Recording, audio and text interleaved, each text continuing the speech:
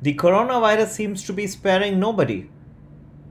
Canadian Prime Minister's wife, Sophia Gregoire Trudeau, presumably has also tested positive for coronavirus now, which makes it imperative for Canadian Prime Minister Justin Trudeau to self-isolate himself.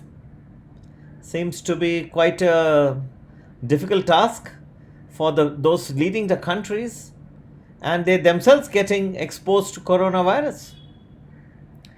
Similar is the case with Donald Trump.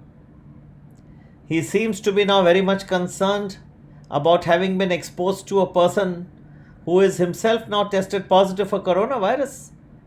Over the weekend at Mar-a-Lago, Donald Trump, President of the United States, and the US Vice President Mike Pence met Fabio Von Garten, who's the press secretary for Brazilian President Jair Bolsonaro.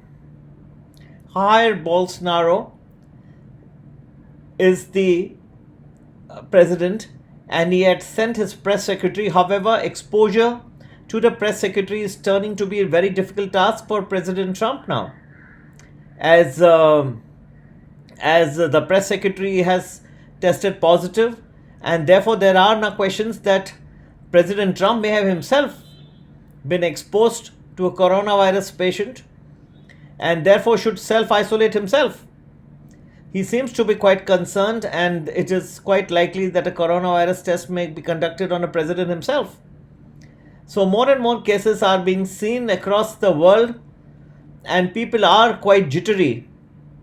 It is essential that the President of the United States now declared this as a national emergency. Even in countries such as India, you see many states trying to close their malls, schools, colleges, and even companies are now asking their employees to work from home.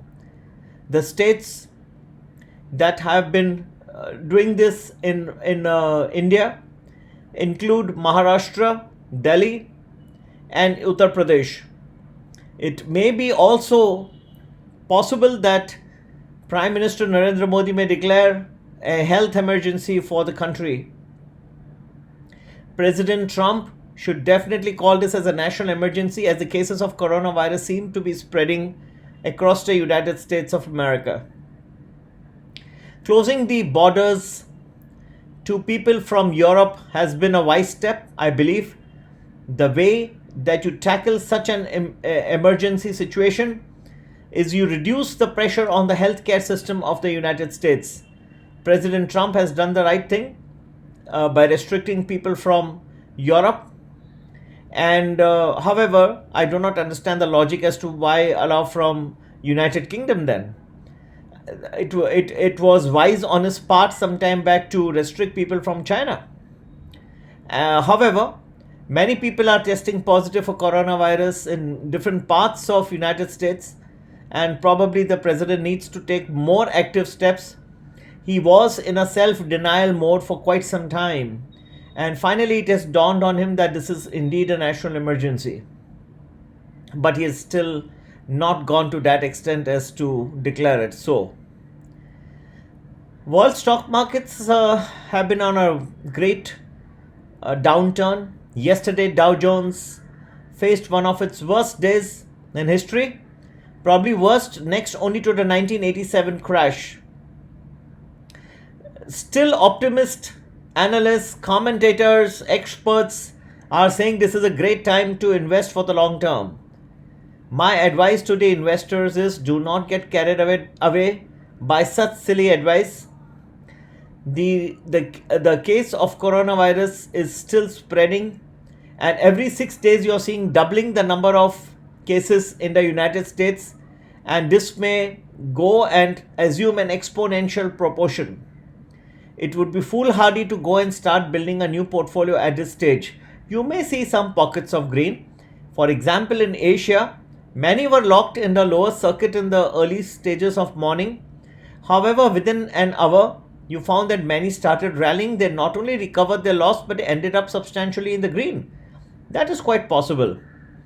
If you look at This type of possibility, you find it's rare, but there will always be pockets of oversold territory which investors can take advantage to make a quick buck. But that's not what a long-term investor is here for. You're here for the long haul and should continue to remain that way. On Monday, you will find that Asia may open in the negative but could rally thereafter. America will open just the other way around. It will open positive, but as the time passes, you will find shades of red begin to appear. Both Dow Jones, NASDAQ.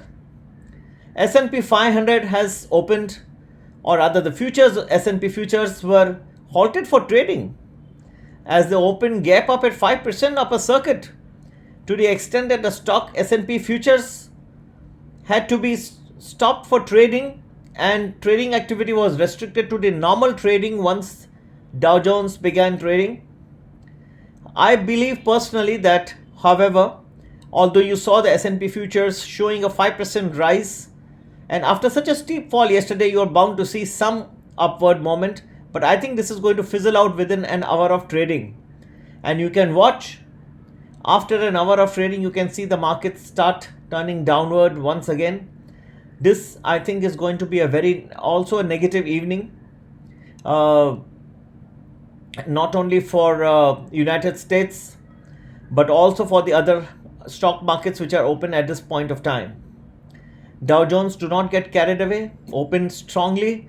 Within an hour of trading, you will find the rally fizzle out. Monday, very similar day. You will find a good start to Dow Jones. When it opens, the stock futures will be quite higher, but a little bit into the trading day, and you will find that a stock market rally will start losing out its steam, and I wouldn't be surprised to find the Dow's ending or losing most of its gains, or even ending in the red on Monday. Asian markets should open in the negative, but they will go the other way around. They will go a little bit in the positive as the day progresses.